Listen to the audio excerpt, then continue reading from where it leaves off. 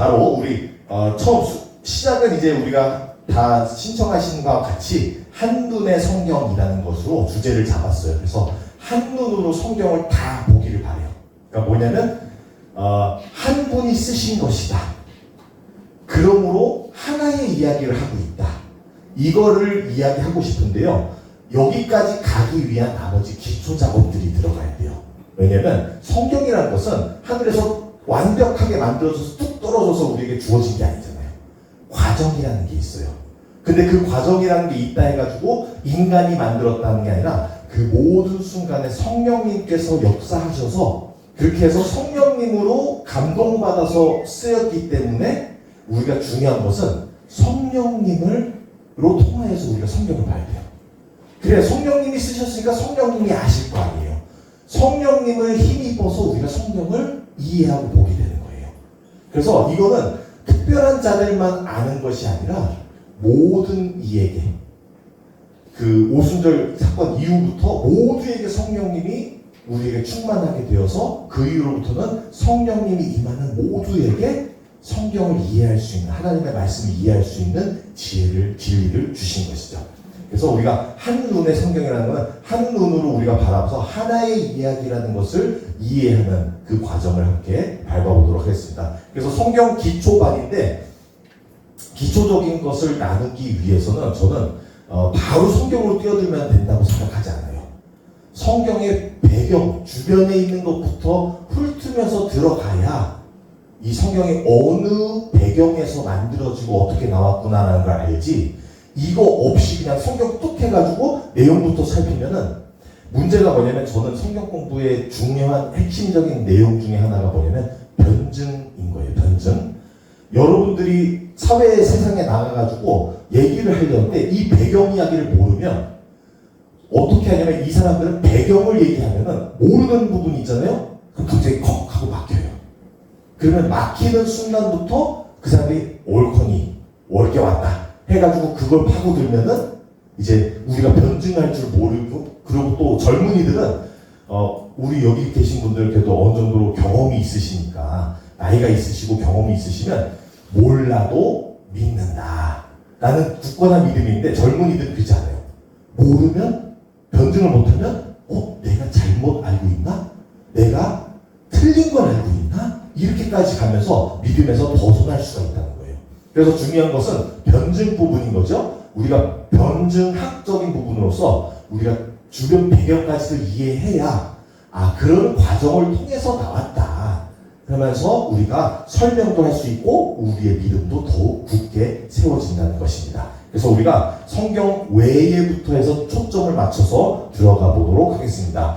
시작하면서는 제가 예전에 나누던 것들 비해서 분량을 축소시키려고 매우 노력을 하고 있습니다.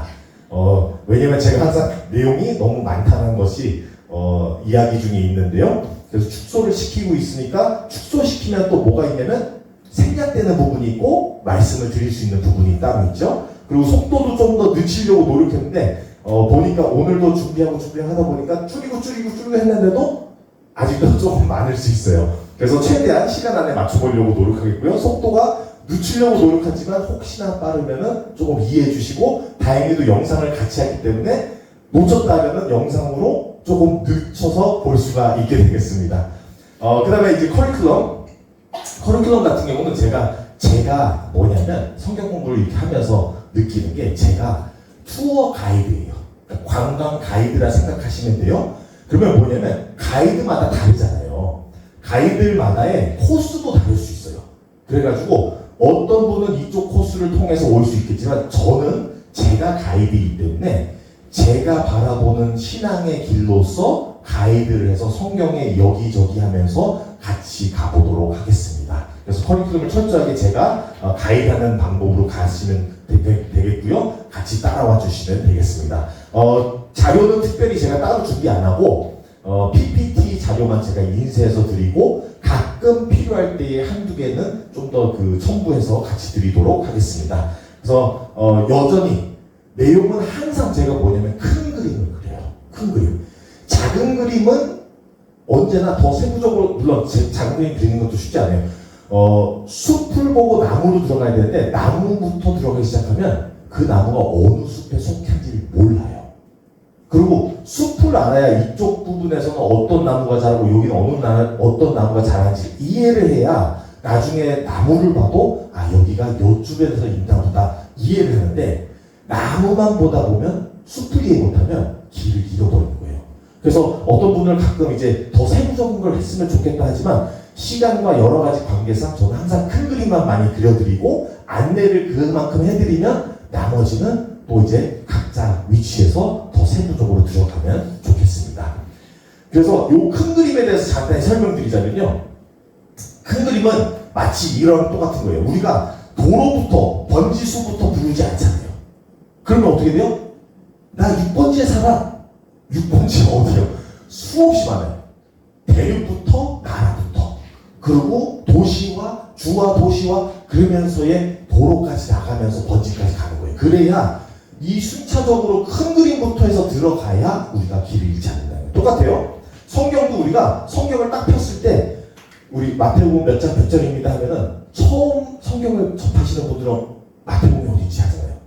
근데 이제 접하다 보면 일단은 성경은 구약과 신약으로 나눠져 있고 그리고 거기서 마태복음 신약에 들어가 있으니까 그리고 신약에서 첫 권이구나 이런 것들을 알아야 이제 한 장씩 한 권씩 해가지고 필요한 절로 들어간다는 것입니다. 물론 장과 절이 처음부터 있었던 건 아니에요. 우리가 공부하기 쉽게끔 학자들 중에서 이제 장과 절을 나누어서 주제에 맞춰서 분리를 시켰습니다. 그래서 우리가 오늘날은 구체적으로 도로변까지 갈 수 있게끔 도와주는 것이죠.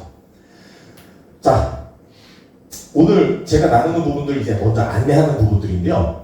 많이 안다, 많이 알아서 제가 많이 알아서 나누는 것보다는 저도 또 배워가는 과정이기 때문에 아는 것들을 같이 나누는 그런 시간이에요. 저도 그렇게 해서 또 항상 옳은 것이 아니라 저도 실수할 수 있고 인간이니까 그럴 때는 또 성령님을 통해서 또 지혜를 주셔서 또 다시 배워가고 하는 과정을 저도 계속 겪고 있는 거예요. 혹시나 실수 있으면은 이해해 주시고 또 말씀해 주시고 그럼 같이 가겠고요. 그 대신 또 가끔은 해석이 틀린 것보다 또 다른 해석도 있을 수 있다는 것도 또 이해해 주시고요. 그렇게 해서 조금 더 너그럽게 큰 그림으로 함께 갔으면 좋겠습니다. 그리고 제가 아까 말씀드린 것 같이 항상 변증학적인 입장으로 가고 있어요. 여러분들이 뭘 믿는지를 설명을 할 수 있는 부분이 오히려 자기 거라고도 하는 분들이 있거든요. 이해를 하고 설명을 할 수 있어야 돼요. 가르칠 수 있어야 이게 내 것이다 라는 것도 알게 되는 거거든요. 그래서 그런 부분에서 변증학적인 부분 꼭 아시길 바라고요. 그리고 그래서 지식적인 부분만 또 알리는 게 아니에요. 신앙적인 부분에서 도움이 돼야 되죠. 정보만 많이 안다는 게 아니라 내 믿음에도 영향이 끼쳐야 돼요. 은혜가 돼야 돼요. 그래서 최대한 저도 말씀을 나누면서도 그 안에서도 하나님에 더 가까이 가는 그런 과정들이 있으면 좋겠고요. 그리고 기초반입니다. 그 베이식스라고 하죠. 초급반은 비기너스인데, 그러니까 너무 그러니까 어려운 내용도 가끔 있어요. 그건 기초적인 면을 얘기하고 있고 초급적인 건 아니죠. 초급은 이제 아이들을 위해서 더 쉽게만 풀이하는 그런 부분이지만 저도 조금 복잡한 것들, 처음 접하는 것들도 계실 수 있지만 그래도 몇 번도 같이 보시고 하다 보면 아 그런 게 있구나 라는 것을 그래도 큰 그림을 알고 가시면 좋겠습니다. 첫 번째로 중요한 게 뭐냐면 우리가 성경을 바라보는 입장에서 성경을 보는 독자로서는 무조건 먼저는 색안경을 빼야 돼요. 문제가 뭐냐면 이 부분이 솔직히 작업이 제일 어려운데 색안경 중에는 뭐가 있냐면 수없이 교회 생활하다 보면은 가끔은 그러니까 물론 하나님의 말씀을 배경으로 우리가 이해를 하고 있지만 그 배경을 알려준 것도 다 목사잖아요. 그리고 선생님들이고 그러다 보니까 그 해석들과 오류들도 있을 수 있고 여러 가지가 있다 보니 하나님의 말씀에 오류가 있는 게 아니라 이해하는 부분에서의 오류들과 또는 어떤 분들은 정치적인 색깔을 끼워 맞춰서 해석을 하고 어떤 분들은 사회적 요소로서 더 강조를 어느 쪽에 하고 이런 부분들이 있는데 그걸 좀 더 그래도 성경을 볼 때는 좀 없애고 보는 게 너무나 좋아요. 그래야 성경 말씀에 좀 더 깊이 있게 또 성경 말씀이 하고자 하는 이야기를 볼 수가 있다는 것입니다.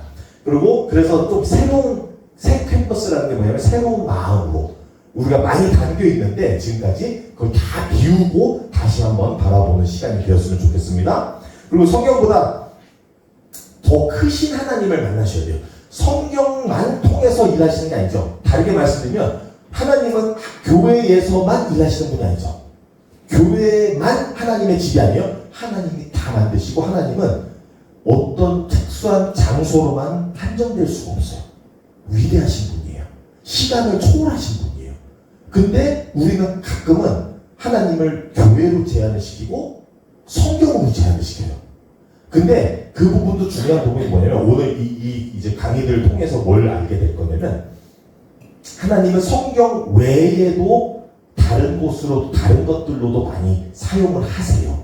대신 우리가 성경의 진리를 더 정경이라는 걸로 정경화하는 건 뭐냐면 규범에 맞춰서 나가는 거예요. 그래야 조금 더 진짜와 아닌 것을 분리할 수 있는데 다른 외부 자료들도 다 틀리다고는 아니에요. 대부분 보면 비슷비슷하면서도 거짓이 조금만 들어가 있어도 그게 다른 곳으로 가게 돼 있어요.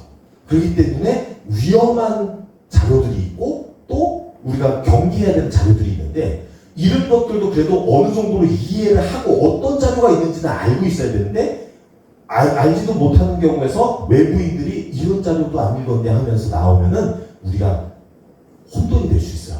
근데 알고는 있으면서 우리는 정경 중심으로 우리는 본다. 라는 이러한 정경이 어떻게 해서 그 규범 중심적으로 만들어진지 이런 과정을 함께 살펴보도록 하겠습니다. 그래서 성경을 아까 말씀드린 것이 한눈으로 바라보는 한 저자로서의 하나님 그리고 우리가 독자로서 바라보는 시각으로 우리가 나가도록 하겠습니다. 그래서 우리 항상 성경 공부는 지식만 쌓는 게 아니라 은혜의 시간이 되기를 간절히 바랍니다.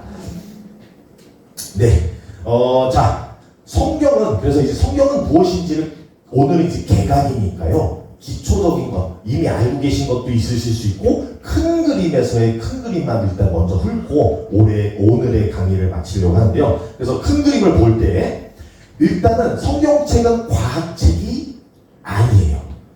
이걸 왜 말씀드리냐면 가끔은 이 무신론자들이랑 얘기하다 보면 너무 가끔 답답할 때가 있어요. 그분들이 우리를 답답하게 여기는데 그분들이 뭘 몰라서 그래요.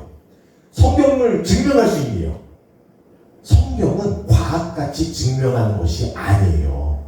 과학을 증명하는 것은 똑같은 동일한 조건을 다 갖추고 한 요소만 바꾸고 실험을 해요. 역사는 그렇게 보지 않아요. 역사가 다시 반복되는 역사 보신 적 있어요? 물론 비슷한 일은 일어나지만 똑같은 조건은 다 성취되지가 않아요. 역사는 절대 과학적 입장으로 보지 않아요. 근데 왜 꼭 성경에만 오면은 이 무신론자들이 뭐라고 얘기하면 증명해봐라. 증명하는 게 아니에요. 믿는 거지. 선택을 하는 거지. 믿겠다고. 그리고 그러니까 역사를 보듯이 증언들과 그 증거들을 통해서 내가 선택을 하는 거예요. 그러니까 절대 과학적으로 그거는 과학적으로 증명해봐라. 이거는 뭐냐면 나는 잘 모른다라는 것을 그분들이 얘기해주고 있어요. 성경을 과학적으로 보면 안 된다라는 말씀드리고요. 그 다음에 또 반대로 역사책도 아니에요. 역사를 기록하고자 한 책으로 쓰인 게 아니에요, 성경은. 그러니까 물론 역사적 내용이 있죠. 근데 역사책이면은 역사책을 보셔야지 성경은 역사가 아니라 그 안에 있는 신앙인 거예요. 그러니까 역사적으로만 보면 안 돼요. 그러면 역사는 그럼 뭐냐면 연대 그 다음에 그게 일어났던 일 그런 식으로 이제 풀이해 나가는데 성경을 보면 솔직히 연대가 물론 열왕기나 역대기 통해서 조금씩 등장하고는 있지만 외부 요소들, 외부 역사적인 배경들을 두고 있지만도 불구하고 성경 자체에서는 그런 부분을 잘 안 얘기를 해요. 왜냐하면 생략시켜버리는 거죠. 중요한 건 뭐예요? 역사적인 것을 기록하려는 게 아니라 신앙적인 것을 기록하고 있다. 그러니까 초점이 다른 거예요. 역사를 보려면 장르가 다른 거예요. 그래서 우리가 역사책도 아니다는 것을 꼭 깨달으시길 바라고요. 그 다음에 이것도 중요해요. 도덕책이 아니에요. 우리에게 도덕과 윤리를 알려주려는 게 아니에요. 누구들은 뭐라고 얘기하냐면 성경 보니까 굉장히 모범적으로 살게끔 잘 좋은 선생님, 예수님 선생님을 보고 성경을 율법책으로 보고 아니에요. 철저하게 율법과 도덕이 아니라 그거에 뛰어넘은 하나님의 윤리와 도덕, 하나님의 뜻을 의미하는 거죠. 오직 그분만이 의롭다. 그분을 통해서의 의로움이라는 기준, 규범을 두고서의 세상을 봐야 되는 거지, 우리가 우리의 세상의 도덕과 윤리적인 시각으로 하나님을 비판하고 하나님의 역사를 비판하면 안 되는 거예요. 거꾸로 가고 있는 거예요. 창조주가 만드신 선한 영향력과 선한 뜻을 구분할 줄 알고 그 뜻에 맞춰가야 되는 거예요. 그러니까 우리가 성경 보면 어려울 때가 뭐가 있냐면, 시대적으로 옛날에는 가부장적인 세상이었잖아요. 그러니까 성경에 많이 되어있는 내용, 배경적인 부분에서는 그런 부분들이 당연히 묻어나와요. 근데 그러면 그걸 가지고 오늘날 우리가 읽으면서 이건 잘못됐어 라고 비판할 수가 없는 게, 시대라는 게 있고 역사라는 게 있고, 그 당시에는 그 사람들이 최대한 신앙을 잘 지키려는 방법으로서 나왔던 것들이 있다는 거죠. 근데 그걸 다 생략시켜버리고 오늘의 우리의 시각으로 21세기 살고 있는 우리의 다른 도덕성과 사회적 윤리를 가지고 비판한다면 굉장히 잘못 보고 있는 거예요. 그래서 그런 부분들에서 도덕책 아닙니다. 하나님의 의를 알려주고 있는 거예요. 자, 그래서 또 중요한 건, 이거 제일 중요해요. 성경, 그런 말이 있어요. 성경이 모든 것을 다뤄준다라고 얘기하는 분들이 있어요. 맞는 말이고 틀린 말이기도 해요. 왜 그러냐? 틀린 말이라는 건 모든 것을 다 알려주지는 않아요. 글을 의도로 쓰인 게 아니에요. 모든 걸 알려주려면은 그 교과사전, 그 백과사전 여러 가지 있잖아요. 엔사이클로피디아라 해가지고 굉장히 광범위한 그런 것을 막 적어놓는데 그게 아니에요. 대신 왜 모든 것이냐고도 말해도 틀리지 않느냐? 신앙인에게는 핵심 하나가 제일 중요한 거고, 그 핵심 놓치면 다 잃은 거예요. 그 핵심만을 가르치는 게 성경인 거예요. 그래서 이것을 보면 그 입장에서는 모든 것이 맞다는 거예요. 우리에게 있어서 이거 하나 놓치면 안 되는 모든 것을 알려주고 있는 것이 맞다라는 것을 우리가 이해하시면 되겠습니다. 그래서 성경 가끔은 무슨 일이 일어나고 뭐가 일어났는데 우리가 성경에서의 답을 찾는다. 그럼 이제 뭐를 하냐면, 성경에서 직접적으로 답을 주지 않기 때문에 사례들을 보고 그 안에 있는 중심, 정서를 보고 정신을 보고, 그리고 우리가 하나님의 뜻을 최대한 우리 시대에 맞게끔 해석을 하는 거예요. 선지자들도 과거에 그랬듯이 그렇게 하면서 성경을 봐나가야 됩니다. 그래서 성경은 쉬운 책은 아니에요. 당연히 쉬운 책이 아니기 때문에 그냥 성경 봐라 하지만, 성경 그냥 보신 분들도 있으실 거예요. 예전에, 아니면 이제 앞으로도 있으실 수도 있는데, 성경을 그냥 보면은 무슨 내용인지 몰라요. 어려워요. 왜냐면 전체 그림을 모르고 있기 때문에, 무슨 내용을 얘기를 하고 있는지 모르기 때문에. 그리고 수많은 저자들과 수많은 사람들과 수많은 장르들, 그러면 이것도 다르죠? 역사 책인 줄 알고 읽었는데 역사가 아니에요. 시도 나오죠? 여러 가지. 근데 시는 시로 봐야 되고 비유는 비유로 봐야 되는데, 이걸 너무 문자적으로 해석하고 이해하면 그것도 잘못된 거죠. 그러니까 성경이 뭔지를, 그래서 오늘 이 강의들을 통하여서 성경이 무슨 책인지를 우리가 바라보는 시각, 그래야 우리가 있던 색안경 버리고 새로운 안경으로서 성경을 봐야 하는 방법을 배워야 하는 거죠. 그래서 이런 다양한 인물들과 사건들을 보여주고 있는데, 최종적으로 이 다양한 사건들과 인물들이 뭐를 하냐면 신앙인 거예요. 하나님을 만나는 거예요. 다양한 방법으로. 그래서 이 자리에 모이신 여러분, 다양한 분들이 다 하나님을 다른 방법으로 만나요. 성경에 있는 인물들과 비슷한 방법으로도 만나지만 아예 다른 방법으로도 만날 수 있다는 거예요. 그게 이제 성경 안에서, 그래서 어려운 거예요. 모든 것에 다 적용되진 않지만 비슷한 사례들은 나오곤 있고요. 자, 그 다음에 다 그들이 사건과 관련된 인물들이 겪고 있는 시대적 배경과 역사와 그 사회의 문학적인 요소들과 이 모든 것들이 다 영향이 끼쳐요. 그러니까 우리가 예를 들자면, 미국에 있는 사람의 이야기를 하는 것과 한국에 있는 사람 이야기를 하면 일단 큰 어떤 어려움이 생겨요. 언어와 문화적인 문제들이 생긴 거예요. 근데 그걸 한 책에다 기록해 놓잖아요? 그러면은 그 읽는 사람도 어느 시대에 어떤 문화에서 나오는지 모르는 거예요. 그러면 이 사람도 이거랑 이 문화가 너무나 다른데 이게 한 나라인 줄 착각한다면 또 오해가 있을 수 있고, 한 문화로 봐도 오해가 있을 수 있고, 여러 가지 요소들이 같이 들어가는 거예요. 그래서 너무나 힘든 게 이 성경이라는 건 수천 년의 이야기들을 모아가지고 갖고 있잖아요. 한 책으로. 그러니까 우리가 시대와 배경도 알아야 하는 거예요. 그래야 인물들에 있어서 사건과 상황들을 이해하기에. 그래서 목사님들이 하는 게 뭐예요? 설교 때. 상황과 사건을 배경을 설명하잖아요. 그 다음에 더 깊이 들어가려고 하죠. 그 다음에 저자들도 다 알아요. 저자. 그러니까 우리가 물론 저자가 하나님이라고 우리가 얘기하지만 성령님을 통해서 사역한 모든 저자들, 선지자들과 저자들이 다 달라요. 그래서 40여 명 정도 되는데 그 모든 저자들이 각각 자기의 특색도 있을 수 있어요. 자기의 해석도 있을 수 있어요. 그리고 모든 하나님께 쓰임받는 사람들이 다 의롭지 않아요. 인간은 의로운 사람 없어요. 하나님 그냥 들어 쓰시는 거지. 그렇기 때문에 각자의 오류점들과 어려움들이 있는데도 불구하고 그걸 극복해가지고 하나님의 말씀을 선포하면서 나가는 거죠. 그러니까 각자의 다른 배경과, 그러니까 저자들도 다루고 있는 내용들도 각자 다르지, 저자들, 쓰고 있는 저자들도 다르지, 오늘날 우리가 보면 독자들도 달라요. 원래 쓰인 그 1차 독자는 그 시대의 사람들이고, 오늘 우리는 2차 독자인 거예요.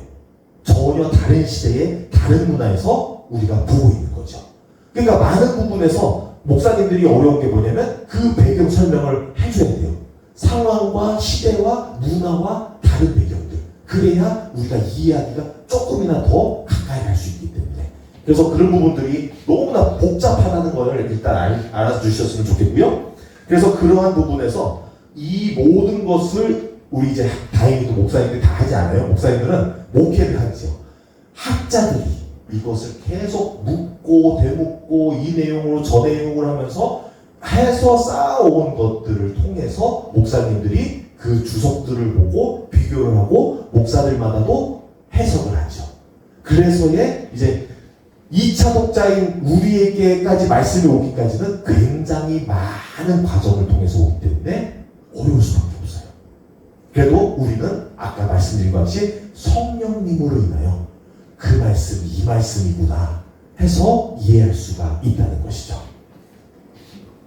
자, 그래서 끝까지 이 모든 어려운 것이 이 성경 안에 담겨 있기 때문에 오늘날 우리가 배우고 있는 게 성경이고 어려울 수밖에 없다.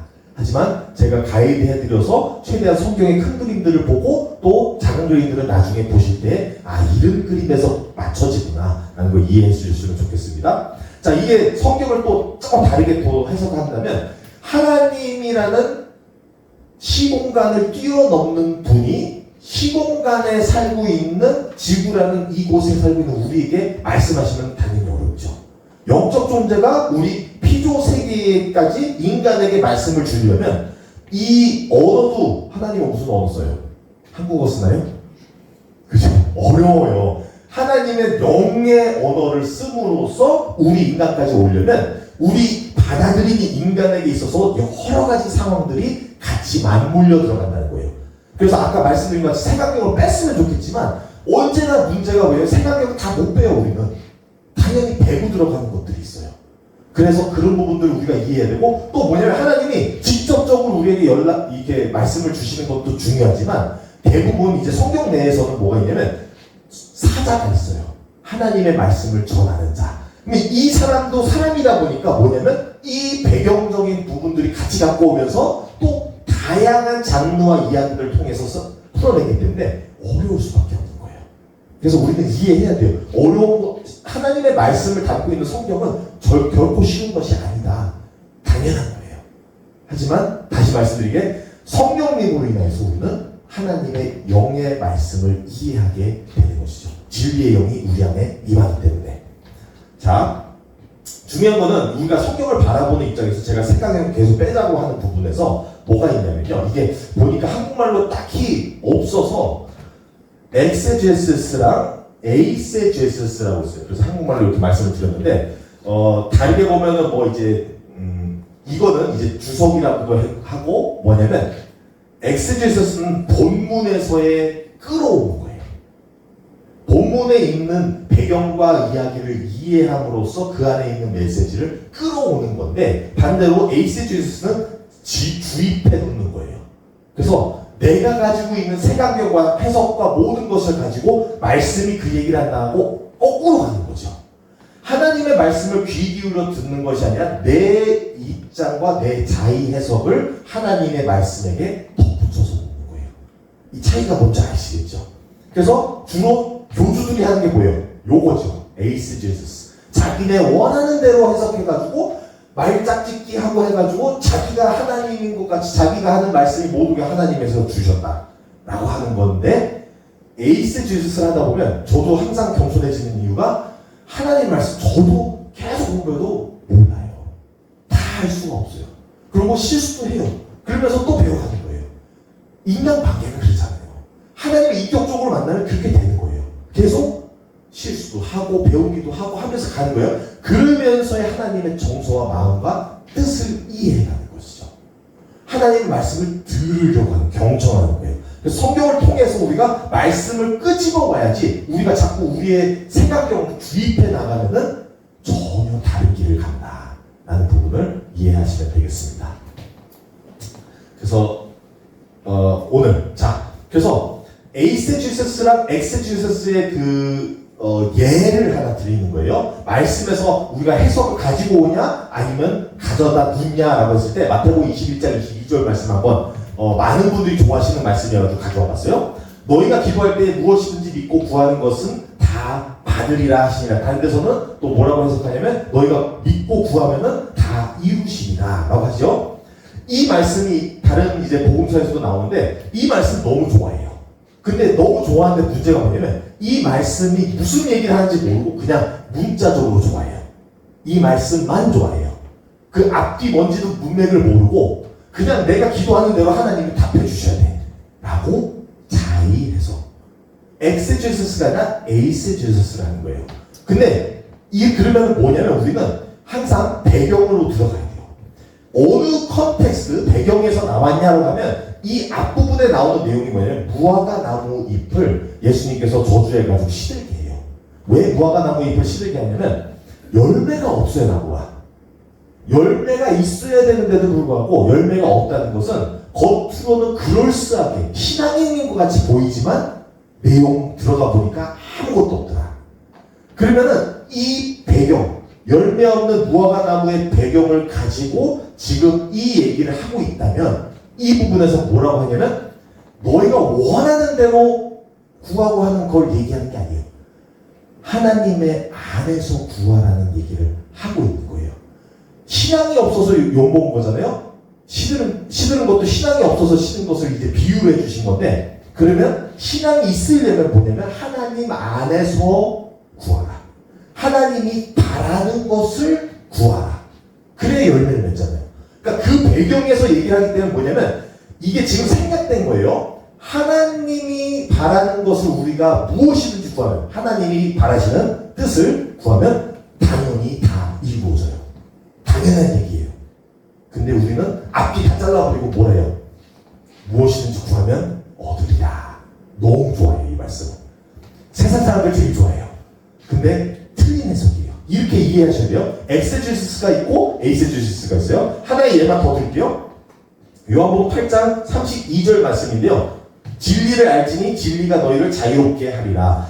이것도 되게 좋아해요. 진리가 너희를 자유롭게 한다. 근데 이게 무슨 진리를 얘기하고 있고 왜 자유로운지를 이해를 못하고 있어요. 왜냐면 맥락에서 빼놨기 때문에. 이 앞부분을 얘기를 하면은 그러므로 예수께서 자기를 믿는 유대인들에게 이르시되 너희가 내 말에 거하면 참으로 내 제자가 되고 진리를 알지니 진리가 너희를 자유롭게 하리라. 이 맥락에서 봐야 돼요. 그러니까 이 원하는 대로 진리를 해석해가지고 진리로 자유가 얻는다 이게 아니라 무슨 진리를 얘기하고 있냐면 예수님을 알고 믿는 것이 진리예요. 그러면 그 진리가 또 더 나가서 예수님을 믿고 따르기 때문에 그리고 그의 말 안에 거하는 게 진리라면 그거에서 나오는 현상이 제자가 되고 그 다음에 그러니까 그냥 무조건 진리가 자유를 얻는 게 아니라 무슨 진리가 자유를 주냐? 예수님을 믿고 그의 말씀 안에 거하는 게 우리에게 자유를 얻게 해준다. 이 말씀인 거예요. 그러니까 우리가 말씀에서의 해석을 끌고 나와야지 자꾸 우리 원하는 대로 야 진리가 자유롭게 해줘가지고 자기 원하는 해석 다 넣어버리면 전혀 다른 얘기를 하고 있는 거예요. 자, 그래서 저는 이제 그 아까 말씀드린 것이 다시 돌아올게요. 변증학적인 부분에서 성경이 하늘에서 뚝 떨어진 걸로 보지 않고 성경을 큰 그림에서 보려면 정경이라는 우리가 가지고 있는 오늘 구약과 신약 해가지고 66권 얘기하고 있고 그 외에 외경 들어보셨어요? 그리고 위경이라는 것도 있어요. 그래서 이런 것들도 제가 나중에 가서 더 설명을 드릴게요. 오늘은 아니고 다음 주에 아마 나누도록 하겠습니다. 그 다음에 나중에는 이제 천주교 성경과 히브리 성경 이런 것도 그 비교해서 조금 볼 거예요. 왜냐면 우리 것만 알아서는 되는 게 아니에요. 주변에 왜 어떻게 됐는지 과정들 이런 걸 알아야 우리가 말씀이 어떻게 우리에게 왔는지를 알게 되는 것이죠. 그래서 성경은 우리가 이제 그 히브리 성경도 우리가 보게 될 거고 구약 성경 보게 될 거고 신약 성경도 보게 될 거예요. 나중에 제가 오늘 강의 끝날 때쯤 커리큘럼을 또 다시 말씀드리겠습니다. 그 다음에 우리가 성경을 바라보는 시각에서 항상 중요한 것은 저자의 의도를 파악하는 거죠. 저자라는 것은 각각의 저자들도 있고 저는 이제 만약에 이제 중국반 정도 되면은 뭘 바라냐면 한 성경 권들마다의 그 큰 핵심 주제와 전체 맥락에서의 주제와 앞뒤의 권들과의 주제를 맞춰서 보면은 더 재밌어요, 또. 근데 그러기까지는 이제 굉장히 세부적으로 들어가는 부분들이 이제 또 시간이 많이 걸리고, 중급반 정도 돼야지 더 그런 부분에서 이해하기 좋고요. 오늘 이제 초급반은 좀 더 그냥 큰 그림들만 많이 훑고 가보도록 하겠습니다. 그래도 이제 저자라는 거 굉장히 중요하고, 우리가 많은 저자들도 있지만 그 안에서 하나님 저자를 보고, 그리고 우리 아까 말씀드린 같이 독자라는 것이 또 다르죠. 1차 독자 아까 말씀드린 것 같이 우리는 2차 독자다. 그래서 1차 독자를 이해하는 게 굉장히 중요해요. 왜냐면 처음에 글을 쓰거나 할 때에 누가 어떻게 받아들인 것을 이해하고 썼냐는 게 알아야 우리가 오늘 이 말씀이 무슨 얘기를 하고 있구나를 알게 되고 그 다음에 오늘 우리 2차 독자에게 어떻게 해석이 되어야 된다까지 나오는 거예요. 근데 그러지 않고 마치 오늘날 우리에게 쓰였다라고만 그 1차 독자를 제외시키고 본다면 또 틀린 해석으로 들어갈 수가 있다는 것입니다. 그 다음에 이제 그런 시대와 상황과 사회적, 문화적 요소들을 다 같이 엄두해 봐야 되고요. 역사와 또 이제 그래서 성경을 우리는 역사적이나 순차적으로도 볼 수 있고 주제별로도 나눠서 볼 수 있고 성경을 볼 수 있는 방법들이 굉장히 다양해요. 네, 그래서 저도 다 나눌 수는 없지만 몇 가지만 이제 가면서 제가 가이드해 드릴 수 있는 부분들 함께 가도록 하겠습니다. 그래서 이 모든 성경을 바라보는 시각들이 끝내 뭘 보냐면 우리가 다시 나와서 하나님의 말씀을 보려고 하는 거예요. 하나님의 말씀. 우리가 성경을 통해서 하나님의 말씀이 무엇이냐. 자, 그래서 성경의 큰 주제를 제가 좀 오늘은 큰 그림들을, 큰 주제들을 좀 나누고 가고 싶은데요. 그래야 이제 성경이 어떤 이야기를 하고 있다라는 걸 잘 이해하면은 좀 더 그래도 그 큰 그림을 잘 잡고 간다는 것이죠. 성경이 큰 주제를 주는 이제 목적이 뭐냐. 우리에게 성경은 왜 있냐. 물론 세계를 창조하신 게 하나님이라고 시작을 해요. 시작은 일단 시작도 굉장히 중요해요. 너무나 중요한 게 창세기 1장 1절이 그렇게 중요한 거예요. 왜냐면 그게 우리의 신앙의 시작이거든요. 세계를 만드신 이의 이야기인 거예요. 이걸 믿지 않으면 하나님이 세계를 창조하셨다는 것 자체를 믿지 않으면 이 성경 읽을 필요가 없어져 버려요. 그리고 이 하나님에 대해서 알아봐야 할 필요가 없어져 버려요. 그래서 무신론자는 성경 볼 필요가 없게 되는 거예요. 1장 1절에 하나님이 모든 걸 만드셨다는 것에서부터 우리가 신앙이 출발하기 때문에 그러면서 성경이 이어지죠. 그 다음에 우리가 물론 이제 성경이 다루고 있는 이야기들이 있어요. 인간의 죄라는 게 이제 창세기 3장부터 나오죠. 그리고 죄로 인해서 무조건 죽음으로 간다. 그리고 그래서 이제 우리가 구약 성경에서의 이 큰 내용을 잡고 있으면 신약 성경을 돌아서 그래서 예수 그리스도의 구속사가 등장하고 있는 거예요. 그래서 이 죄라는 문제를 해결해야 된다. 그래서 예수님이 오시고, 그리고 예수님 이후에 살아가고 있는 우리 시대에게는 성령님으로 인해서 살아가야 되는. 근데 그래서 이제 조금 이따 또 다시 말씀드릴 건데, 하나님의 나라가 솔직히 큰 주제예요. 하나님의 나라. 이 구속사는 뭐냐면 과정이에요. 목적지가 아니에요.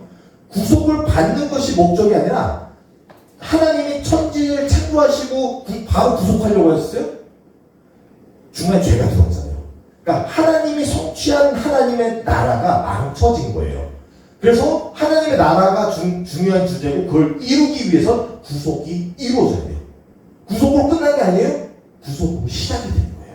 다시금 하나님 나라가 이어지는 거예요. 그래서 우리는 성경을 볼 때 자꾸 왜 죄하냐면 죄가 망쳤기 때문에가 맞고요. 죄로서 우리가 하나님의 나라가 분리된 것을 다시 메꿔놓는 작업을 구속사인 거예요. 그럼으로써 하나님의 나라 이야기가 다시 이어져서 이루어져 가는 거죠. 우리를 통해서, 교회를 통해서. 그래서 중요한 건 하나님의 구속사와 하나님의 나라 이야기들, 이게 다 뭐냐면 하나님과 인간의 이야기예요. 이게 중요하죠? 하나님이, 그리고 성경도 이게 잘 알아야 되는 게, 이 하나님과 인간의 스토리를 알려주고 있죠. 우리가 여기서 하나님과 환경, 그러니까 물론 환경적인 요소 있지요. 창세기 쪽에서 나오고, 근데 이거를 그냥 너무 그렇게 해가지고 해석해가지고 하나님은 이 모든 다른 것들까지 당연히 사랑하시고 관리하시지만 핵심 하나님의 관심사의 넘버원은 인간인 거예요. 인간과의 틀어진 부분을 다시 메꾸기 때문에. 그래서 다른 나머지 이야기들은 그걸 덧붙여서 도와주는 이야기지, 그 이야기들의 핵심은 아닌 거예요. 성경 보면은 막 천사들 나오고 악마들 나오고 다 해요. 근데 그거를 세부적으로만 가지 않는 이유가 있어요.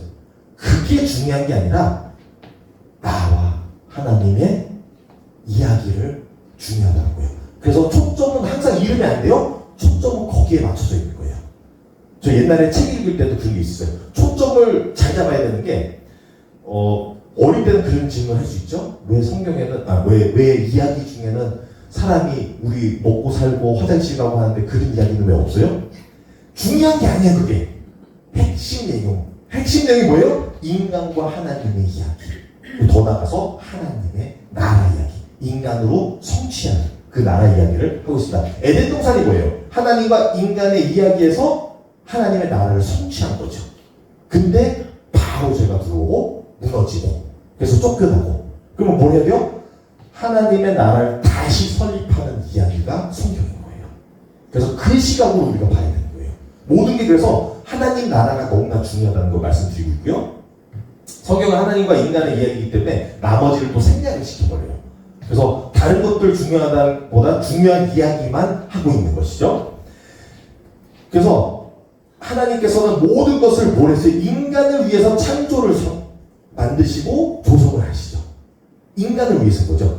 그러니까 우리가 안식이라는 건 똑같은 원리예요. 인간을 위해 안식일을 만드셨지 안식일을 위해 인간 만든 게 아니잖아요. 착각하면 안 돼요. 주와 부를 분명히 우리가 알아야 돼요. 주는 하나님과 인간 이야기, 하나님의 인간을 세우는 이야기. 그래서 세상의 창조 과정이 간략하게 되어 있잖아요. 창세기 1장에서. 왜냐면 세부적으로 다 알려주려는 게 아니에요. 배경을 그려주는 거지. 성경도 그거예요. 큰 그림 그려주고 구체적으로 들어가는 게 어디? 인간 이야기로 들어가는 거예요. 근데 우리는 가끔 뭐가 있냐면 너무 창세기 1장과 2장에서 끝나버렸어요. 거기서부터 막 시험 들고 이게 일일이 맞냐, 뭐 하나님의 천년이 일일과 뭐 하면서 막 복잡하고, 하나님이 하시는 얘기가 뭐예요? 물론 그것도 있지만 핵심은 이야기가 인간 이야기인데 그 3장은 넘어가야지 왜 맨날 1, 2장에서 끝나냐 라는 거예요. 핵심으로 들어가야 돼요. 자, 이 역사는 어디서 시작하냐면 하나님의 이름을 부르는 자로부터 시작하는 거예요. 이것도 중요한 말씀이에요. 왜냐면 하나님이 다른 모든 인간에게 관심 있는 거는 보니까 물론 모든 인간이 하나님을 알기를 바라요. 피조물로서.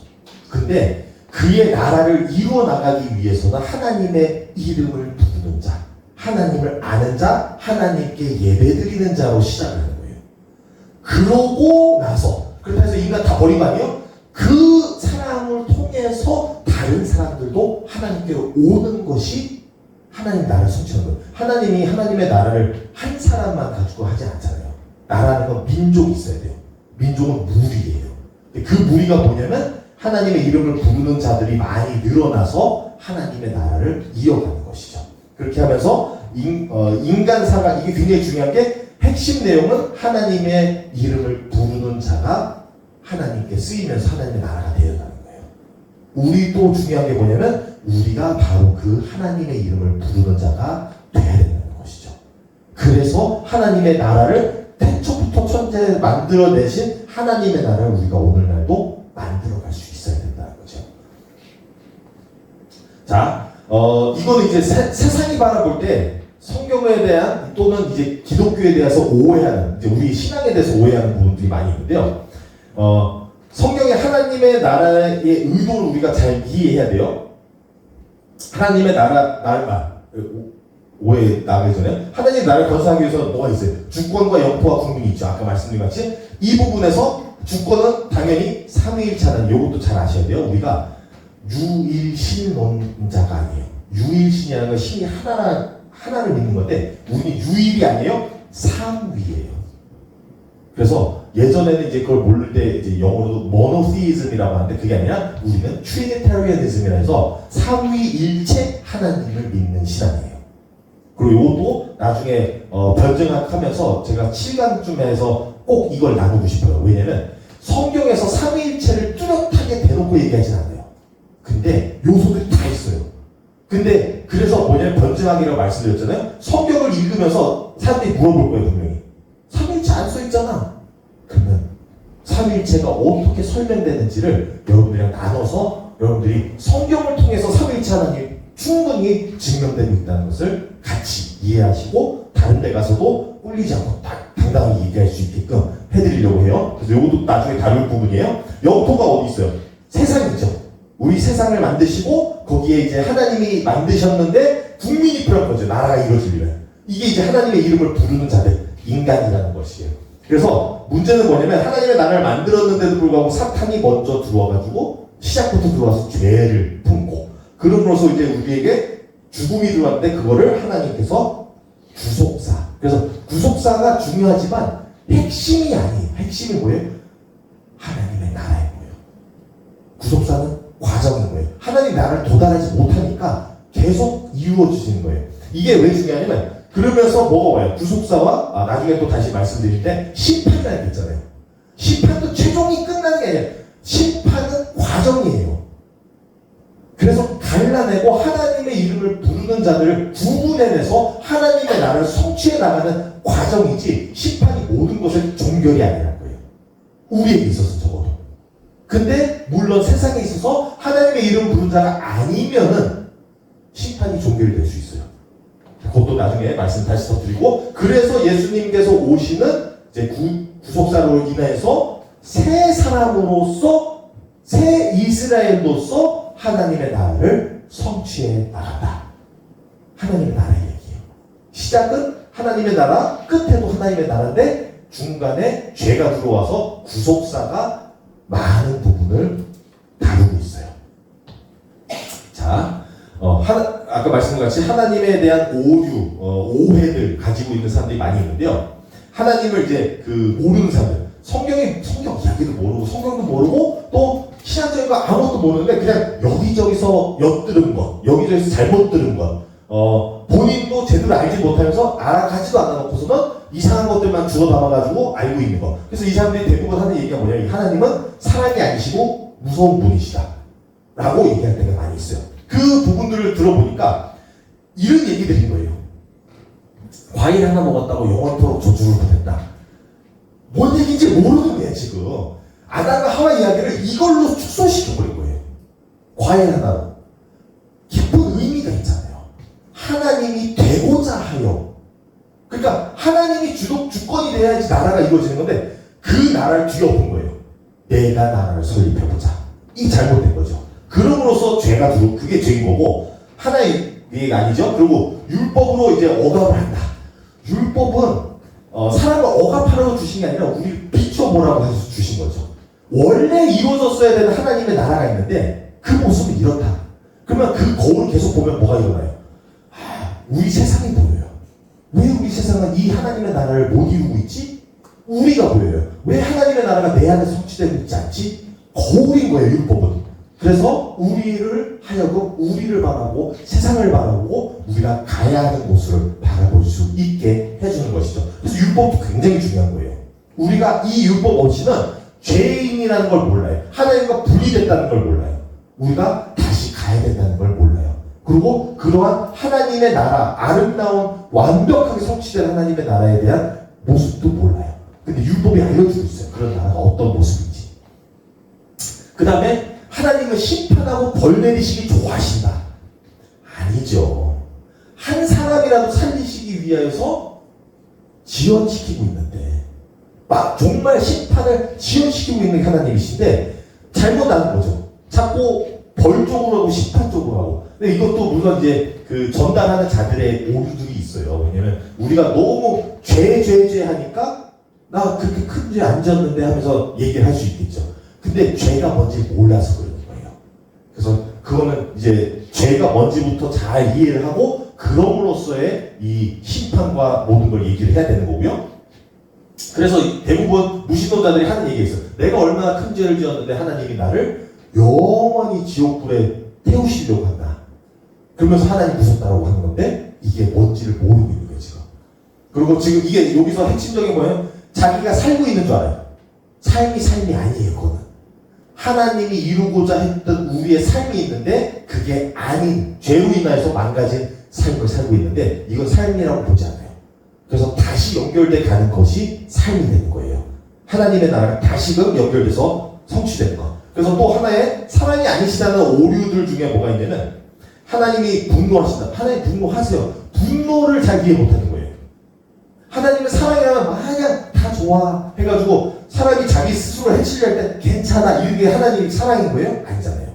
위험한 거 하면은 화도 나고 자기의 목숨을 해치려고 하면 화가 나요. 사랑하는 사람이 그걸 지켜볼 수가 없어요. 그래서 하나님 분노하신 거예요. 이런 하나님의 분노도 몰라가지고 그리고 또 하나님이 질투하시는 분이다 해가지고 하나님이 인간같이 질투한 줄 알아요. 그게 아니죠.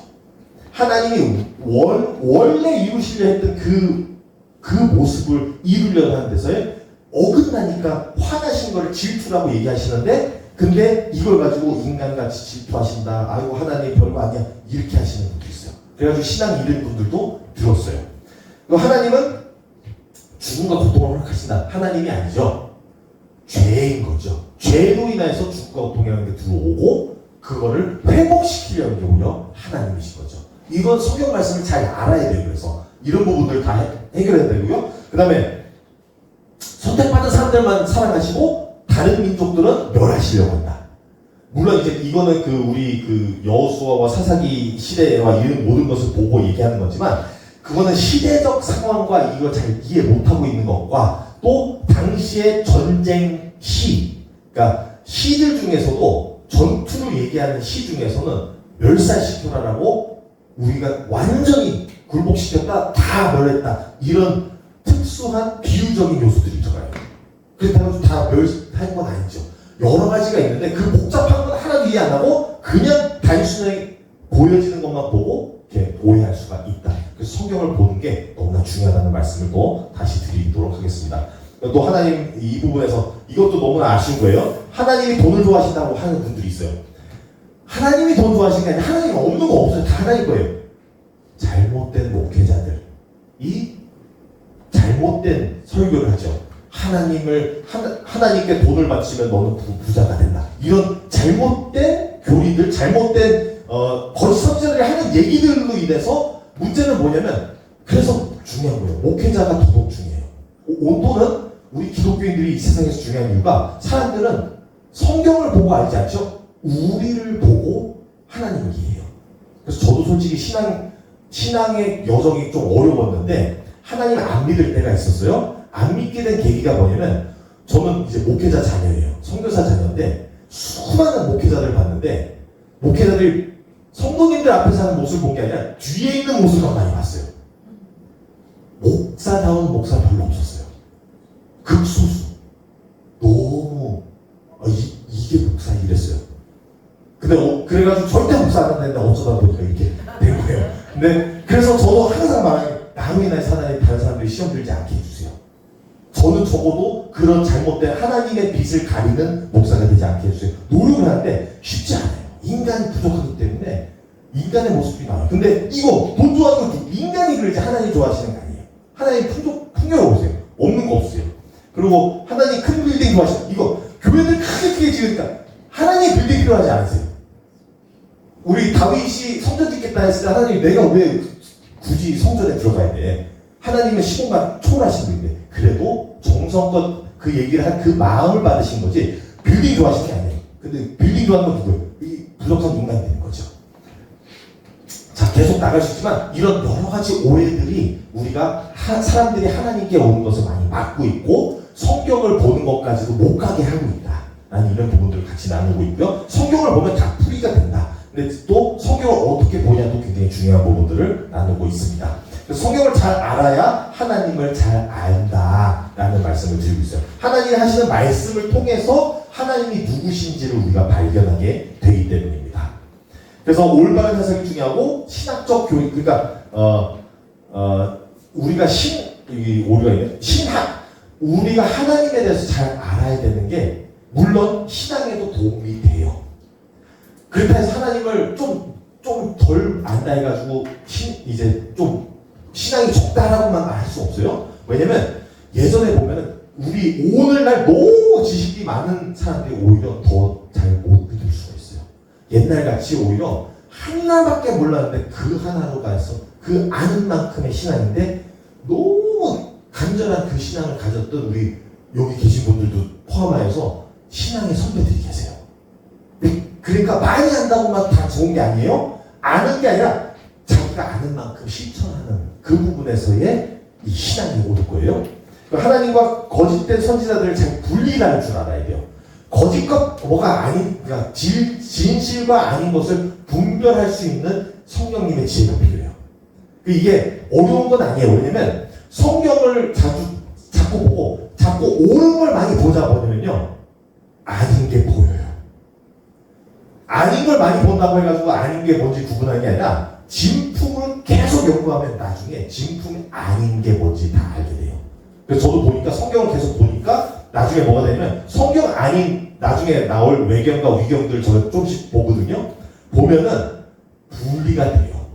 하나님의 말씀이 들리는 곳이 있고 아닌 곳이 티가 나요. 왜냐면 이제는 분별할 수 있는 영이 들어왔기 때문에 그것도 훈련이 돼야 돼요. 그래서 성경을 많이 봐야 되는 거예요. 그러면은 거짓과 진리를 알게 되고요. 이거는 제가 또 말씀드리고 싶은 게 성경은 주소록이다. 주소록이라는 뜻은 뭐냐면 많은 사람들이 다양하게 만났다고 했잖아요. 주소지인 거예요. 근데 문제는 뭐냐면 성경을 주소지면은 목적이 뭐예요? 주소지를 찾아가라는 게 목적이잖아요. 그럼 하나님의 말씀이 뭐를 가르치고 있냐면 하나님에게 찾아가라고 얘기하고 있는데 분명히 주소지만 달달다고 외우고 있는 거예요. 주소지 외운다고 뭐 신비롭고 뭐 다른 희귀한 현상이 일어나나요? 주소지는 주소지인 거예요. 그러니까 성경책 자체는 아무 의미 없어요. 성경책 안에 든 내용이 거룩하게 만드는 거지. 그게 소중하기 때문에 우리가 간직하는 거고요. 그 내용을 보고 우리는 귀한 내용이 좋은 가르침이야. 이거 끝나는 게 아니에요. 그 좋은 분을 만나러 가야 돼요. 성경의 최종적 목적은 하나님을 만나. 그리고 다시 말씀드려서 하나님을 만나서 하나님의 나라를 우리 안에서 이루어가는 거예요. 자, 하나님의 나라 이야기 중요하다는 말씀을 계속 드리고 있고요. 죄로 인하여서 멈춰지게 된 이 내용을 우리가 이제 사탄이라는 존재가 우리를 하나님의 나라에서 빼앗아갔죠. 백성들을 빼앗아가지고 자기네 나라 세우라고 한 거죠. 그리고 우리가 넘어갔어요. 그렇기 때문에 이 죄라는 문제가 너무나 심각해요.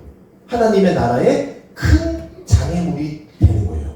그래서 이 구속을 해야 되는 이유가 뭐예요? 하나님의 나라를 망치고 있는 게 바로 이 죄인 거예요. 내가 하나님이 된 이 상태. 그래서 이걸 계속 성경이 가르쳐주고 있는 거예요. 근데 그렇다고 해서 이게 핵심 내용은 아니죠. 하나님의 나라. 근데 구속사도 그래서 굉장히 중요하게 되는 거예요. 왜냐하면 그 큰 장애물을 없애고 내가 내 나라를 설립한 게 아니라 하나님의 나라로 들어가야 된다라고 알려주고 있는 것이에요. 그리고 오직 그것만이 생명의 길이다. 다른 나라들은 다 멸하여도 하나님의 나라만이 영원하다라는 말씀을 해주고 있는 것입니다. 그래서 최종 목적, 완벽한 하나님의 나라가 성취되는 것이 성경이 알려주고 있는 최종 목적인 거예요. 거기를 가려고 하는 거예요. 그래서 우리도 그 입장으로서 성경을 그 큰 맥락에서 봐야 최종적으로 나를 하나님의 나라를 내 안에서 이루고 하나님의 나라를 성취하시려고 하시는 거구나라는 식으로 읽으면 다 이해가 돼요. 근데 너무 다른 쪽에 가 있어서 예를 들면 아까 오해같이 돈으로 하나님 돈 좋아하셔 해가지고 모든 말씀을 그걸로 읽어가면 이래서 돈 받으려 하시고 저래서 돈 많이 드네 이렇게 읽어요. 잘못된 해석이에요. 알겠죠? 하나님의 나라를 성취하는 입장으로 모든 시각을 바라서 봐야 되는 거예요. 자, 그래서 구속사는 과정이다. 하나님의 나라가 목적이다 라는 말씀 지금 거의 다 끝나가고 있고요. 다행히도 시간 많이 됐습니다. 이 말씀 하나 같이 읽을게요. 창세기 3장 15절 말씀인데요. 내가 너로 여자와 원수가 되게 하고 내 후손도 여자의 후손과 원수가 되게 하리니 여자의 후손은 내 머리를 상하게 할 것이요 너는 그의 발꿈치를 상하게 할 것이라 하시고. 자, 이게 이제 구속사의 내용인 거죠. 창세기 3장에서 죄 꼬드겨가지고 죄를 들어오게 해서 하나님의 나라를 망쳐놓으니까 하나님께서 선포를 하신 거죠. 그래서 구속을 하겠다. 너희를 이 죄에서 발꿈치로 내찍어서 이 죄를 무너뜨리고 하나님 나라를 다시 돌아와서 세워나가겠다 라고 하지만 이게 다시 말씀드려서 과정인 거예요. 핵심이 아니라 과정. 이해하셔야 돼요. 왜냐면 너무 구속 쪽에만 핵심으로 두고 계속 성경을 읽으면 무슨 일이 일어나냐면 그러면은 이제 이 질문이 들어와야 돼요. 그렇게 가면 그러면 구속사가 끝나면은 뭐예요? 그러면 모든 게 끝난 줄 알아요? 아니에요.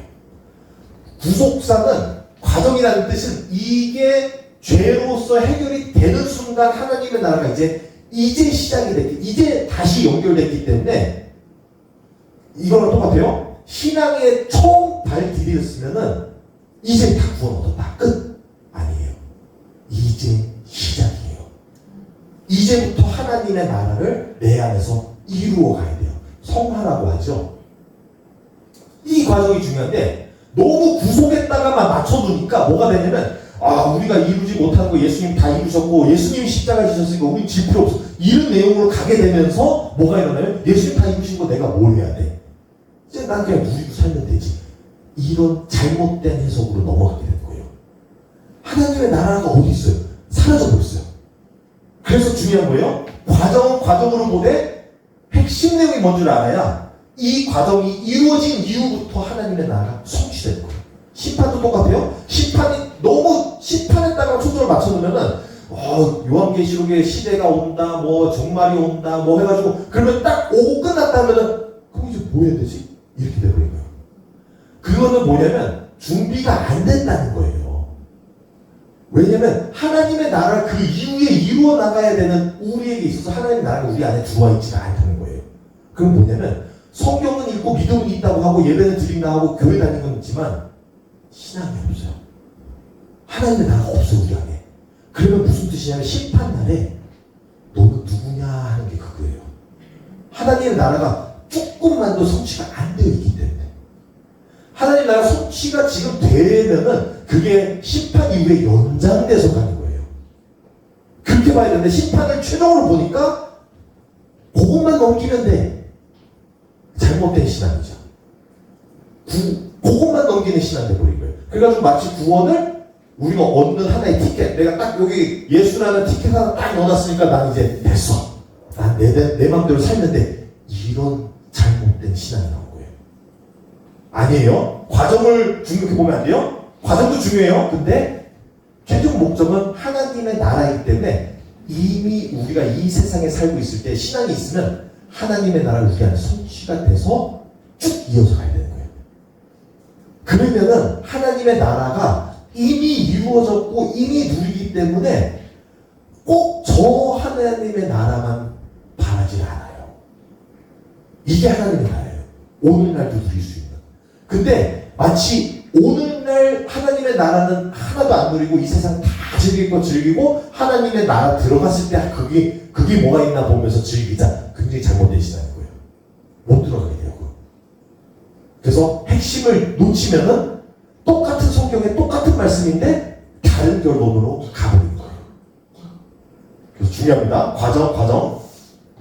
그래서 또 하나의 말씀 보겠습니다. 마태복음 5장 14절과 16절 이렇게 이어서 봤는데요. 너희는 세상의 빛이라. 이같이 너희 빛이 사람 앞에 비치게 하여 그들로 너희 착한 행실을 보고 하늘에 계신 너희 아버지께 영광을 돌리게 하라.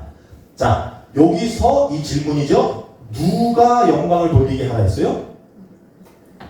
우리 주로 이제 세상의 빛이 우리인데 주로 우리는 이제 흔히 스쳐 지나가다 보니까 뭐라고 하냐면 하나님의 영광을 돌린 건 나지 라고 볼 때가 있어요. 근데 여기서 말씀은 뭐가 있어요? 주변 사람들이 하나님의 영광을 돌리게 하라는 거예요. 이 말씀 안에 핵심 다 들어가 있어요. 하나님의 나라가 이루게 하는 과정, 우리도 과정인 거예요. 참여하고 있는 자들. 하나님의 나라가 우리 안에서 이루어지기 때문에 착한 행실, 하나님의 나라가 이루어지고 있는 우리를 보고 다른 사람들도 참여해서 오게 하라. 이거예요. 그러니까 우리가 이거를 다양하게 다른 해석들을 들어올 수 있지만 그렇게 봐야 우리 뭐냐면 이미 하나님의 나라가 우리 안에서 성취되어 가고 있는 세상의 빛과 소금. 그리고 그게 뭐예요? 이 모든 걸 다른 이렇게 얘기하고 저렇게 얘기하고 해가지고 다양한 표현들이 있지만 그 중에서 하나의 표현을 빌려보겠습니다. 십자가 지라 하잖아요. 안 지라 하지 않았어요? 십자가 지지 말라 하는 것은 우리 신앙 아니에요. 우리 신앙은 성경 보시면 알아요? 예수님께서 하신 말씀이에요. 십자가를 지고 따라오래요.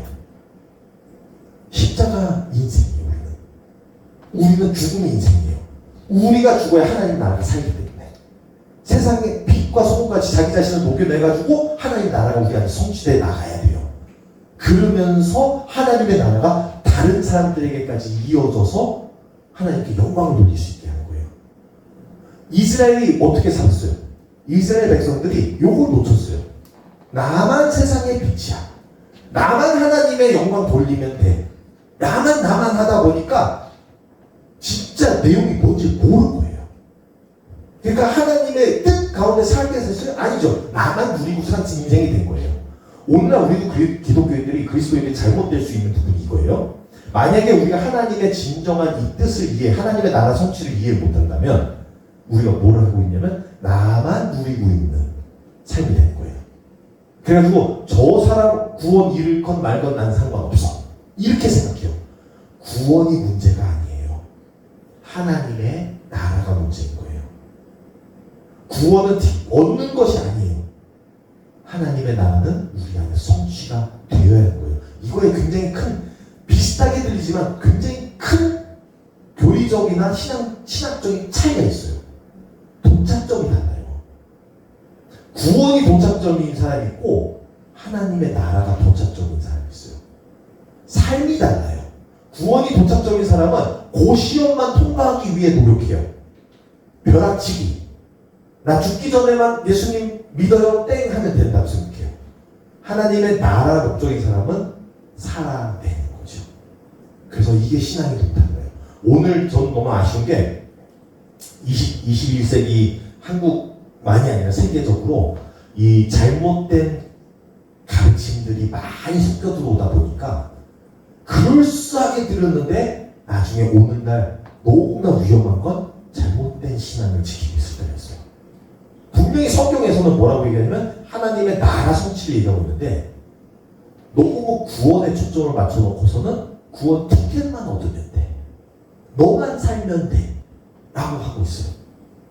그러면서 그건 이제 너무 무서운 거예요. 왜냐면 심판이 분명히 있기 때문에. 그러면 그 심판날에 그런 잘못된 걸 가르치는 사람들부터 해서 잘못 이걸 이어가는 사람들은 줄줄이 거기서 자기가 왜 잘못된지 모르고 서 있을 거예요. 그래서 굉장히 중요합니다. 성경이라는 건 그러니까 구원도 당연히 중요한 거예요. 그러니까 과정 제가 중요하지 않다는 게 아니라 과정이 중요한데 과정이 목적지가 아니라고. 목적지를 생각하면서 우리가 성경도 바라보고 우리의 신앙생활도 바라보고 우리의 삶의 모든 것을 초점을 맞춰갔으면 좋겠습니다. 자, 심판도 아까 말씀드린 것같이 목적지가 아니에요. 요한계시록 20장 6절 말씀 하나님과 그리스도의 제사장이 되어 1000년 동안 그리스도와 더불어 왕노릇을 하라. 왕노릇 우리가 다스리리라 라고 얘기하고 있고요.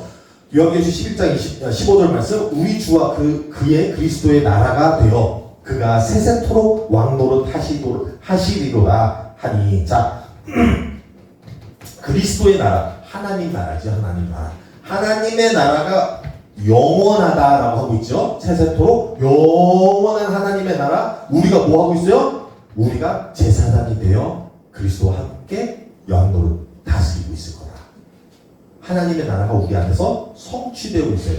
이 제사장 하면은 굉장히 왜 제사장 썼을까? 너무 성경은 다 이어져 있어요. 한 번이 썼으니까 그렇죠. 뭐 하고 있어요? 출애굽기 19장의 내용이잖아요. 이스라엘 백성을 너는 나의 백성이 되고 나는 너의 하나님이 되고 하면서 말씀하신 게 뭐예요? 너희는 제사장 나라가 되라. 제사장. 왜 제사장 나라가 되라 했어요? 그러므로서 하나님의 나라가 성취되기 때문에. 근데 이스라엘이 그렇게 살았어요? 요거 다 빼놓고 자기네들만 잘 살았어요. 우리 선택받은 민족이 하나는 그 만족 속에서 살았어요. 제사장 나라 안 됐어요. 그래서 심판받고 무너지고 예수님으로 인해서 새로운 제사장 나라가 세워진 거예요. 새 이스라엘이라고 하죠. 민족성으로서 이스라엘 아니에요? 믿음으로서 이스라엘인 거예요. 그래서 우리가 새 이스라엘, 오늘날 우리가 이 제사장 나라가 되어야 하는 그 임무를 받고 있는 거예요. 근데 만약에 우리가 이 제사장 되고 있지 않다? 그거는 우리가 신앙이 없다는 거예요. 신앙은 이것을 얘기하고 있기 때문이죠. 우리 안에서의 하나님의 나라가 이루어져야 되기 때문에. 그래서 하나님의 나라가 이루어지려면 우리가 가만히 지켜만 보면 다 돼요? 아니죠. 창세기 때부터도 뭘 했냐면 죄 때문에 일이 생긴 거 아니에요? 창세기 하나님께서 에덴 동산 만들자마자 아담 데리고 와가지고 일을 시켰어요. 하나님의 나라 우리가 함께 만들어가자. 하나님의 나라는 어떻게 하는 거예요? 하나님과 함께 만들어가는 거예요. 그러면 일이 필요해요. 그리스도인들 오늘 21세기 잘못된 교리를 갖고 있는 그리스도인들은 우리 할 거 없다고 생각해요. 할 게 너무 많아요. 내 자신 뜯어 고쳐야 돼요. 저도 그거를 너무나 다행히도 감사하게 그걸 믿고 살아왔기 때문에 예전 인생을 잊고 오늘날 새 사람으로서 나름의 목사가 되어가고 있어요. 예전 제 모습은 너무 인간이 덜 돼가지고 너무 창피했던 모습에서 오늘날까지 하나님의 나라를 이루어 가신 그분과 함께 하나하나 뜯어 고치고 오늘날도 뜯어 고치고 있어요. 근데 너무 쉽지 않은 거 아시죠, 여러분들도? 너무 힘들어요. 근데 그게 하나님 나라 만들어가는 거예요. 내 하나의 조금 부분들, 욕심과 나의 화와 나의 감정적인 부분들, 내 뜻, 모든 걸 조금씩 십자가로 죽여내서 하나님의 나라를 이루어가는 거죠. 성화 과정, 하나님의 나라 이루어가는 과정, 이거를 성경에서 알려주고 있는 거예요. 그래서 이거를 하는 저와 여러분들이 되시기를 간절히 바랍니다. 자, 그래서 저 정리할게요. 하나님의 나라에 참여하지 않고 있는 사람들이 있어요. 그리고 하나님의 나라를 참여하고 싶지 않은 사람도 있어요. 우리는 가끔 생각할 때 뭐가 있냐면, 우리는 당연히 하나님의 나라에 들어가는 곳이라고 생각했으니까 들어가고 싶다라고 얘기하지만, 이루어져야 돼요. 이루어지기를 바란다고 생각하지만 모든 사람이 그러지 않아요. 저도 성경 말씀 제대로 읽고 나면, 하나님의 나라를 이루어가는 과정을 알고 나면 별로 찾지 않는 사람들이 있어요. 너무 힘들다. 저건 내가 할 게 아닌 것 같아. 이렇게 생각해요. 그건 뭐냐면 하나님의 나라를 거부하고 있는 거예요. 하나님의 나라를 받아들이기 쉽지 않거든요. 인생 이거 잘못된 교리, 그러니까 뭐 다 잘못은 아니지만 하나님 믿으면 모든 일이 해결돼요. 해결도 되지만 신앙도 여기 계신 분들 더 잘할 거예요. 하나님 믿었더니 더 힘들어요. 왜냐면 그전에는 법 없이 살았지만 이제 모든 법에 해당이 돼요. 모든 법을 지키며 살려고 노력을 하게 돼요. 다 되진 않지만. 그러니까 모든 것들, 어려운 것들이 한두 개가 아닌 거예요. 세상 사람에서 또 그게 있어요. 가끔 선의의 거짓말도 하는 게 얼마나 좋겠어요. 근데 거짓말도 허용이 안 되잖아요. 힘들어요. 정직하게 살려는 게 얼마나 힘든지 모르겠어요. 저도 잘 안 돼요. 이게 자연스러운 모습이에요. 그래서 이런 부분들 우리가 하나님의 나라에 참여하지 않고자 하는 사람들까지도 나중에 최종적으로 심판의 판결을 받을 것이다. 사람이든 영적 존재이든. 그래서 여기는 천사들과 악마들과 다 속해져 있어요. 모든 세상이 심판을 받을 것이다. 그래서 죄와 사망의 종결이 있고요. 우리는 거기서 끝나는 게 아니죠. 하나님의 나라가 영원토록 심판 이후에도 이루어져 나간다. 이거를 꼭 알고 하나님의 나라를 소망하는 저와 여러분들이 되시기를 간절히 바랍니다. 자, 우리 또 신앙적인 성경 공부하는 부분에서 중요한 것들은 우리가 안 믿는 사람 믿게 하는 것과 믿는 사람 더 잘 믿게 하는 것과 또 우리가 증인된 삶, 빛과 소금된 삶, 하나님의 제사장 나라 된 삶, 하나님의 나라 성취해가는 삶. 그러니까 다양한 똑같은 의미를 다양하게 얘기하고 있는 거예요.